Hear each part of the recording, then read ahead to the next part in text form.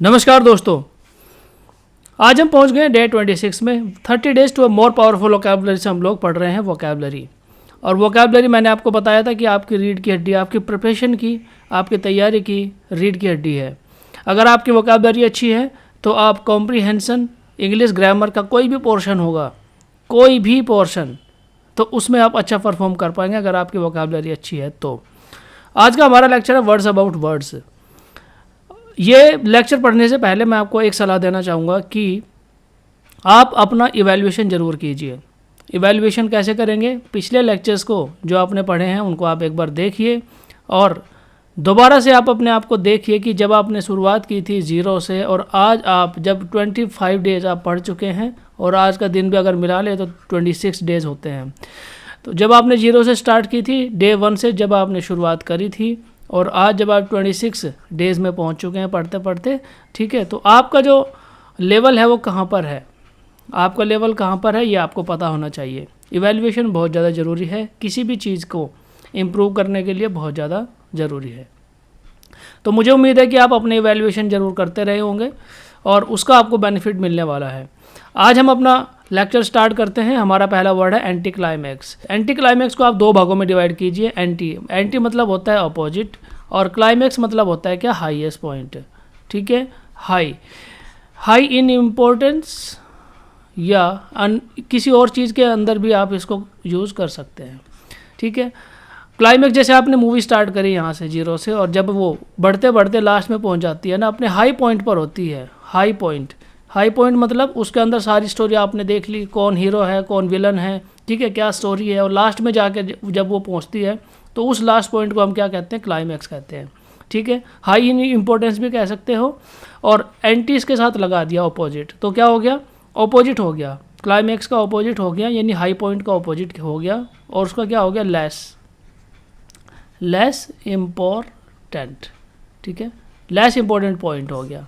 Climax तो था highest important point और एंटी क्लाइमैक्स हो गया लेस इंपॉर्टेंट पॉइंट। तो यही इसका मीनिंग है कि जब किसी चीज़ की जो इंपॉर्टेंस है वो धीरे धीरे कम हो जाती है, होना शुरू हो जाती है, that is called anti climax. देखिए, क्लाइंबिंग डाउन, ठीक है, नीचे उतरना है, the ladder of the importance. जब आपकी इम्पोर्टेंस कम होना शुरू हो जाती है उसी को कहते हैं क्या? Anti climax. उच्च प्रत्याशा मतलब होता है उम्मीद, इच्छा। ठीक है, उच्च प्रत्याशा के विपरीत, उसके विपरीत घटित निराशाजनक घटना। किसी चीज़ से आप, या जैसे कोई लड़का है मोहल्ले में बहुत अच्छा पढ़ता है, आपको लगेगा कि यार ये तो टॉप ही कर जाएगा क्लास के अंदर, बट जब रिजल्ट आता है ना तो वो फेल हो जाता है, तो that is called anti climax. जो आपने सोचा था उसके बारे में ना, उसका ठीक विपरीत घटित हुआ है, that is called anti climax. Next हमारा वर्ड है एनालॉजी। एनालॉजी आप घटनाओं से, एना मतलब क्या होता है? लॉजी मतलब तो होता है स्टडी और एना मतलब क्या होता है? टाइम। ठीक है, तो टाइम में देखिए आप पीछे जाइए, आगे जाइए, कनेक्ट कीजिए दो घटनाओं को। जैसे एक बार क्या होता ना, बाढ़ आई थी उत्तराखंड के अंदर, जो बाढ़ आई थी वो तो सबको पता ही होगा। ठीक है, उत्तराखंड के अंदर बाढ़ आई थी, सबको पता ही होगा। और अभी क्या है, लीबिया के अंदर बाढ़ आ रखी है। तो दोनों घटनाओं को आप कनेक्ट कीजिए। ठीक है, दोनों घटनाओं में क्या कॉमन है? बाढ़ कॉमन है, ठीक है, बट जगह अलग है, देश अलग है, सब कुछ अलग है, मतलब कुछ तो इनके अंदर कॉमन है। ठीक है, कुछ तो इनके अंदर कॉमन है, उसी चीज़ को हम क्या कहते हैं? एनालॉजी हम कहते हैं। एनालॉजी के साथ हम इसको जोड़ सकते हैं। किस प्रकार से? देखिए, पार्शियल एग्रीमेंट या रिजम्बलेंस मतलब होता है मेल। ठीक है, मेल होता है पार्शियली, थोड़ा बहुत मेल होता है, बिटवीन थिंग्स समवॉट डिफरेंट। ठीक है, अलग अलग चीज़ें हैं, अलग अलग जगह पर हो रही हैं, बट उनके अंदर कुछ ना कुछ तो रिजेम्बलेंस होगा, मेल होगा। तो सिमिलरली इन सम आस्पेक्ट्स, किन्हीं आस्पेक्ट्स में, आस्पेक्ट्स मतलब कहते हैं पहलू। ठीक है, तो किसी न किसी पहलू में उन दोनों घटनाओं के बीच में कुछ ना कुछ जरूर कॉमन होगा, तो दैट इज़ कॉल्ड एनालॉजी। ठीक है, यानी दोनों के बीच में रिजेम्बलेंस जब हम निकालते हैं ना, तो दैट इज़ कॉल्ड एनालॉजी। जैसे एक वायरस अभी आया था, ठीक है, कोरोना वायरस या कोविड-19 आउटब्रेक, ये है क्या? कोरोना वायरस और कोविड-19 का आउटब्रेक हुआ था 2020 में। अभी आजकल क्या है कि वायरस चल रहा है निफा। ठीक है, निफा। तो ये जो निफा वायरस है ना, केरला के अंदर चल रहा है, ये निफा वायरस और ये कोविड-19 वाला कोरोना वायरस, ये दोनों में कुछ ना कुछ चीज़ तो कॉमन है। ठीक है, दोनों कहाँ से आए हैं? दोनों ही वायरस जानवरों से फैले हैं इंसानों के अंदर। तो एनालॉजी, इसी प्रकार से हम क्या करते हैं, दो घटनाओं के बीच में आपस में रिजेम्बलेंस बनाने की जब कोशिश करते हैं, दैट इज़ कॉल्ड एनालॉजी। दो वस्तुओं के बीच अधिक समानता या समरूपता दिखाती हुई तुलना जब हम करते हैं, उसी को हम कहते हैं क्या, एनालॉजी। समझ में आया? ओके, आगे चलते हैं। नेक्स्ट हमारा वर्ड है एम्बिग्यूटी। एम्बिग्यूटी का मतलब होता है कन्फ्यूज़न। ठीक है, कन्फ्यूज़न। जब आप किसी चीज़ को लेके कन्फ्यूजन में होते हैं, आपको समझ नहीं आ रहा है क्या सही है क्या गलत है, आपको डाउट है उस चीज़ को लेके, ठीक है, तो तब आप क्या होगा, तब आप किस सिचुएशन में हैं, आप एम्बिग्यूटी में हैं। आपको समझ नहीं आ रहा कि आप कौन से एग्ज़ाम का फॉर्म भरें, आप एसएससी का भरें, एनडीए का भरें, सीडीएस का भरें, आप यूपीएससी की तैयारी करें कि पीसीएस की तैयारी करें। ठीक है, अगर आपके दिमाग में ये कन्फ्यूजन घूम रहा है ना, तो दैट इज़ कॉल्ड एम्बिग्यूटी। आप कन्फ्यूजन में हैं, आप डिसाइड नहीं कर पा रहे हैं कि क्या करना चाहिए, उसी को हम कहते हैं क्या, एम्बिग्यूटी। कन्फ्यूजन, वेगनेस मतलब वही धुंधला, अनसर्टेनिटी मतलब अस्पष्टता। ठीक है, तो ये हो गया हमारा क्या, एम्बिग्यूटी। नेक्स्ट हमारा वर्ड है क्लिच। ठीक है, क्या पढ़ेंगे, क्लिच। और क्लिच का मतलब क्या होता है, रूढ़िवादिता, ठप्पा, घिसा पीटा मुहावरा, अप्रचलित वाक्य या विचार जिसका अब ज़्यादा कोई अर्थ नहीं रहा और जिसमें अब सभी की दिलचस्पी कम हो गई हो। ठीक है, एक एग्जांपल मैं देता हूँ। ठीक है, एक एग्जांपल मैं आपको देता हूँ कि पहले क्या था, बेल बॉटम पैंट पहनते थे सभी लोग, इस प्रकार का उसके क्या होते थे, नीचे से थोड़ी सी चौड़ी होती थी और ऊपर से थोड़ी टाइट होती थी। ठीक है, बेल बॉटम, अगर आपने देखा होगा पुरानी फिल्मों के जो हीरो हैं ना, वो पहनते थे इस प्रकार की जो पैंट्स हैं वो। ठीक है, बेल बॉटम। लेकिन क्या आज इसका कोई इंपॉर्टेंस है? नहीं। ठीक है, आज ये क्या होगा ना, समय के साथ साथ इसकी इंपॉर्टेंस ख़त्म हो गई है। ठीक है, तो इसको हम क्या कहेंगे, क्लिच। बहुत सारी मान्यताएं, बहुत सारी धारणाएं अभी भी ऐसी हैं जो पहले जिनका इम्पोर्टेंट हुआ करता था, आज वो ख़त्म हो चुकी हैं। जैसे सती प्रथा की हम बात करें, ठीक है, जैसे सती प्रथा की हम बात करें तो पहले इसका इम्पोर्टेंस था, अब ख़त्म हो गया है। तो इसी प्रकार की जो घटनाएं हैं, इसी प्रकार की जो कुछ रूढ़िवादी मान्यताएं थी जो पहले थी आज नहीं है, वो ख़त्म हो गई हैं, that is called cliche. Next है हमारा एपिग्राम। ठीक है, एपिग्राम का क्या मतलब होता है, अ शॉर्ट पोएम और फ्रेज। ठीक है, एक छोटी पोएम या फ्रेज, वाक्यांश, फ्रेज को क्या कहते हैं हिंदी में, वाक्यांश, that expresses an idea in a clever और अम्यूजिंग वे। ऐसा कोई आइडिया, जैसे कोई आपको कोई ऐसी बात बता दे, आपको ऐसा कोई आइडिया दे दे जिससे आपको लगे कि यार अब तो बस मेरा सिलेक्शन हो ही जाएगा। ठीक है, कोई आपको बता दे कि यार ये बुक पढ़ लो, इस बुक को पढ़ने से ना आपकी वोकैबुलरी बढ़िया हो जाएगी, तो दैट इज़ कॉल्ड क्या, एपिग्राम। चतुर तरीके से अथवा मनोरंजक ढंग से किसी विचार को व्यक्त करना। ठीक है, किसी विचार को व्यक्त करना, दैट इज़ कॉल्ड एपिग्राम। ऐसे तरीके से किसी बात को बताना जिससे आपको लगे कि ये काम तो करने से मेरा काम बन ही जाएगा, दैट इज़ कॉल्ड एपिग्राम। उसके बाद नेक्स्ट हमारा वर्ड है यूफिमिज्म। ठीक है, क्या वर्ड है, यूफिमिज्म। यूफिमिज्म के देखिए जहाँ पर भी ISM लग जाता है ना, दैट इज़ अ फिलोसफी। ठीक है, फिलोसफी मतलब क्या है, ऐसा विचार। ठीक है, फिलोसफी मतलब क्या होता है, विचारधारा को हम कहते हैं फिलोसफी। और यूफिमिज्म का मतलब होता है एन इनडायरेक्ट वर्ड और expression that you use instead of a more direct one. ठीक है, when you are talking about something that is unpleasant or embarrassing, the use of such expressions। इसको मैं एग्जाम्पल की मदद से आपको समझाता हूँ। आपकी किसी के साथ लड़ाई हो गई है, झगड़ा हो गया, कनेक्ट करने की कोशिश कीजिएगा अपने साथ में। ठीक है, आपका किसी के साथ झगड़ा हो गया, आप एक ही जगह में रहते हैं, एक ही गांव में भी रहते हैं, मान लो एक ही शहर में रहते हैं, एक ही कॉलोनी में रहते हैं। ठीक है, आपका झगड़ा हो गया, बट झगड़ा होने के बाद में अगले दिन क्या होता है कि आप की बातचीत उस आदमी से है नहीं, लेकिन वो आदमी क्या करता है, अपने फ्रेंड के साथ में खड़ा होकर आपकी मजाक उड़ाता है या कोई ऐसा वर्ड बोलता है जो डायरेक्ट आपको तो नहीं बोल रहा है बट उसका मीनिंग आपके लिए ही है। ठीक है, तो दैट इज़ कॉल्ड यूफिमिज्म। यानी इनडायरेक्टली वो या इनडायरेक्ट ऐसे एक्सप्रेशंस देगा कि वो एक्चुअल में तो आपको नहीं बोल रहा है, आपके साथ में तो वो कन्वर्सेशन नहीं कर रहा है, बट उसका मतलब तो आपके लिए ही होता है, तो दैट इज़ कॉल्ड यूफिमिज्म। ठीक है, यानी इनडायरेक्ट तरीके से अपने एक्सप्रेशंस के थ्रू या अपने कन्वर्सेशन के थ्रू, अपनी बातों के थ्रू वो आपके ऊपर ही कमेंट करता है या आपके ऊपर ही बात को बोलता है, दैट इज़ कॉल्ड यूफिमिज्म। नेक्स्ट हमारा वर्ड है क्या, रिडंडेंसी। रिडंडेंसी, रिडंडेंसी मतलब होता है बेकार या फालतू, अतिरिक्त, ठीक है। रिडंडेंसी मतलब बेकार या फालतू या अतिरिक्त। A situation in which someone loses their job because their employer does not need them, ठीक है। ऐसी कंडीशन जब आपका जो एम्प्लॉयर है, एम्प्लॉयर मतलब कौन होता है, जो नौकरी देने वाला होता है वो होता है एम्प्लॉयर, और एक वर्ड आता है क्या, एम्प्लॉई। एम्प्लॉई मतलब जो नौकरी करता है वो होता है एम्प्लॉई, और जो नौकरी देता है उसको हम कहते हैं एम्प्लॉयर। तो अगर एम्प्लॉयर अपने एम्प्लॉई को नौकरी से निकाल दे, उसको ज़रूरत नहीं है उसकी, तो दैट इज़ कॉल्ड रिडंडेंसी, ठीक है।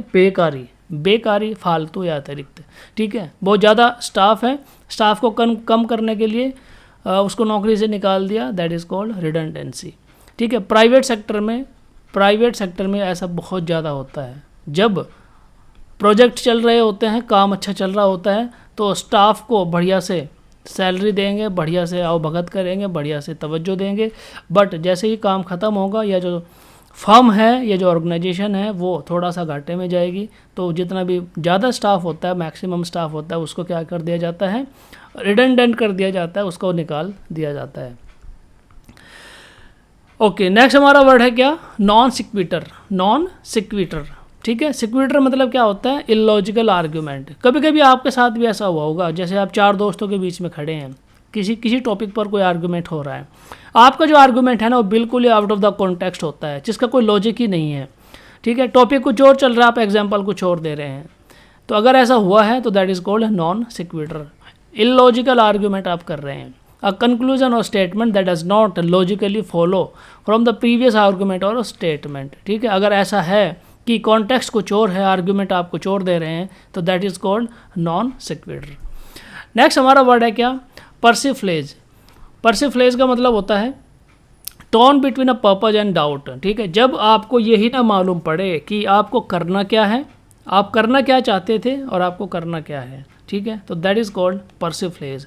एग्जाम्पल से आप समझिए, इसका हिंदी में दिया है मूर्खता की बात करने का ढंग, ठीक है। Ton between a purpose and doubtful, ठीक है। इसका आप मीनिंग समझिए कि जैसे आपको लगा, यदि आपको चाहते हैं कि भाई आप तैयारी कर रहे हैं किसी NDA CDS की, आप या SSC की, किसी भी एक फील्ड को आप चूज़ कर लीजिए, ठीक है, आप उसकी तैयारी कर रहे हैं, ठीक है, लेकिन आप अंग्रेजी पढ़ ही नहीं रहे हैं, आप वोकैबुलरी नहीं पढ़ रहे हैं, आप मैथमेटिक्स नहीं पढ़ रहे हैं, ठीक है। तैयारी तो आप उस टॉपिक की या उस एग्ज़ाम की कर रहे हैं, लेकिन उसके अंदर जो सबसे इम्पोर्टेंट टॉपिक है, जिसका महत्व सबसे ज़्यादा है, आप उसी को नहीं पढ़ रहे हैं, ठीक है। तो आप क्या रहते हैं, आप डाउट में रहते हैं, आप पर्सिफ्लेज में रहते हैं कि यार मैं तो तैयारी कर रहा हूँ, सबको पता है कि आप तैयारी कर रहे हैं, बट आपका रिजल्ट 0 रहने वाला है, क्योंकि आपको यही नहीं मालूम है कि क्या पढ़ने से आपकी तैयारी अच्छी हो जाएगी कि आपका एग्ज़ाम निकल जाए। तो दैट इज़ कॉल्ड पर्सिफ्लेज, ठीक है। यानी जब आपको आपके पर्पज़ में, आपके टारगेट, आपके पर्पज़ में और जो आप कर रहे हैं, ठीक है, उन दोनों के बीच में जब आपको डाउट होना शुरू हो जाए, जब मिसमैच होना स्टार्ट हो जाए, तो वो स्थिति क्या होगी, वो स्थिति होगी आपकी पर्सिफ्लेज की, ठीक है। तो सब मोड क्या है कि ये कन्फ्यूज़न वाला ही स्टेज होता है कि आपको आपका पर्पज़ मालूम ना हो, ठीक है, उसमें डाउट हो, तो इसी चीज़ को हम कहते हैं क्या, पर्सिफ्लेज। कई बार ऐसा होता होगा आपकी क्लास के अंदर, स्कूल जाऊँ ना जाऊँ, ये टॉपिक पढ़ूँ ना पढ़ूँ, ठीक है, ये एग्ज़ाम्स चूज़ करूँ ना करूँ, ज़िंदगी के अंदर क्या करना चाहिए, या ज़िंदगी के अंदर कौन सा करियर चूज़ करना चाहिए, अगर आप इन चीज़ों में फंसे हुए हैं ना, तो दैट इज़ कॉल्ड पर्सिफ्लेज। ओके दोस्तों, तो ये था हमारा आज का लेक्चर, जिसमें 10 सेंटेंसेस मैंने आपको बताए। ये 9 है मेरे ख्याल से, 9 वर्ड्स मैंने आपको यहाँ पर पढ़ाए हैं। 10वां हमारा जो वर्ड था वो था स्माइल, ठीक है, स्माइल तो आपको पता ही है, इसको मैं बताने की आपको ज़्यादा ज़रूरत है नहीं। तो इस प्रकार से मैंने आपको आज पढ़ाया आपके 10 वर्ड, और लास्ट में एक इम्पॉर्टेंट इन्फॉर्मेशन है जो मैं आपको बताने वाला हूँ। जैसे मैंने आपको शुरू में ही बताया था कि 26 दिन ऑलरेडी हमारे हो चुके हैं, ठीक है, 26 दिन हमारे ऑलरेडी हो चुके हैं। अब हम बहुत ही ज़्यादा करीब है अपनी ये जो बुक है हमारी ना, इसको ख़त्म करने के। 30 days to a more powerful vocabulary. अगर जो आपने पहला लेक्चर है, जो सबसे पहले वाला जो लेक्चर है, इंट्रो वाला जो लेक्चर है, अगर आपने वो नहीं देखा है, तो उसमें मैंने आपको बताया था कि हम कैसे अपनी वोकैबुलरी की जो जर्नी है वो हम कैसे तय करने वाले हैं। सबसे पहले हम ये वाली किताब पढ़ने वाले थे, ये हमने ऑलमोस्ट ख़त्म कर दी है, ऑलमोस्ट, ठीक है। 26 लेक्चर हम आज ख़त्म कर चुके हैं, ठीक है। लास्ट लेक्चर इसमें रिवीजन का है 30 वाला, और उसके पहले केवल कितने लेक्चर बचते हैं, 2 लेक्चर बचते हैं और इसके अंदर। तो ये बुक तो हमारी हो गई है ख़त्म, ऑलमोस्ट ख़त्म होने वाली है, 2 लेक्चर और बचे हैं। इसके बाद हम कौन सी बुक पढ़ने वाले हैं, देखिए आप में से मैक्सिमम लोगों ने ना इस वाली बुक का चेहरा देखा होगा, वर्ड पावर मेड इजी या ऑल अबाउट वर्ड, लेकिन ये दोनों किताब मैं आपको नहीं पढ़ाने वाला हूँ। मैं आपको पढ़ाने वाला हूँ ये 6 weeks to a more powerful vocabulary. उसका कारण है, उसका रीज़न है, ठीक है। आपके साथ में कोई दुश्मनी वाला कारण नहीं है। उसका कारण ये है कि जब स्टेप बाय स्टेप आप चीज़ों को करना शुरू करते हैं ना, ठीक है, तो आपका जो बेस है, जब वो आपका बेस मजबूत हो जाता है तो आप उस पर कितनी भी मजबूत दीवार बना सकते हैं। जब आपकी नींव मजबूत हो जाएगी तो उसके ऊपर आप कितनी भी मजबूत दीवार खड़ी कर सकते हैं। आपका जो घर है वो बिल्कुल भी नहीं हिलने वाला है, कई सालों तक नहीं हिलने वाला है। तो ये जो बेस हम कैसे तैयार करेंगे, ये बेस हम 30 days to a more powerful vocabulary और 6 weeks to words of power से हम ये बेस बनाने वाले हैं। तो अगली जो हमारी बुक रहेगी वो रहेगी 6 weeks to words of power, ठीक है। जब मैंने पढ़ा था तो मैंने शुरुआत की थी, मैंने भी ऐसे ही शुरुआत की थी, और मेरे जो मेंटोर थे, ठीक है, मेरे जो मेंटोर थे जिन्होंने मुझे इंग्लिश में इतना पारंगत बनाया कि आज मैं आपको पढ़ा पा रहा हूँ, उन्होंने भी इसी सीक्वेंस में हमें ये किताबें पढ़ाई थी। बहुत ही साइंटिफिक तरीके से, बहुत ही साइंटिफिक तरीके से सब चीज़ें दे रखी हैं, ठीक है। बीच में से कुछ भी नहीं छेड़ने की ज़रूरत है। अगर आप शॉर्टकट मारना चाहते हैं ना तो यूट्यूब के ऊपर बहुत सारी वीडियो पड़ी है भाई, आप वहाँ पर जाके वर्ड पावर मेड इजी भी देख सकते हैं, वहाँ पर आप ऑल अबाउट वर्ड भी देख सकते हैं। लेकिन अगर आपने सोचा है कि आप 6 महीने, 1 साल बाद, 6 महीने बाद अगर आप ये जानना चाहते हैं कि आपकी वोकैबुलरी कैसी है, तो आप मेरे साथ जुड़ सकते हैं। मेरे साथ जुड़ने का फ़ायदा आपको तभी है जब आप एक जर्नी में हैं, ठीक है, एक प्रोसेस में हैं। आपको मंजिल तक पहुंचने की जल्दी नहीं है, हड़बड़ाहट नहीं है। मैं आपको मंजिल तक ज़रूर पहुंचाऊंगा, लेकिन जर्नी को एंजॉय करते हुए चलिए, ठीक है। तो दोस्तों हमने आज का लेक्चर कंप्लीट कर लिया है। Almost 30 days to a more powerful vocabulary, ये जो बुक है हमारी वो भी कंप्लीट हो गई है। बहुत जल्द, ठीक है, बहुत जल्द हम ये वाली बुक स्टार्ट करने वाले हैं, 6 weeks to words of power. आज के लेक्चर में इतना ही है। देखने के लिए धन्यवाद। जय हिंद।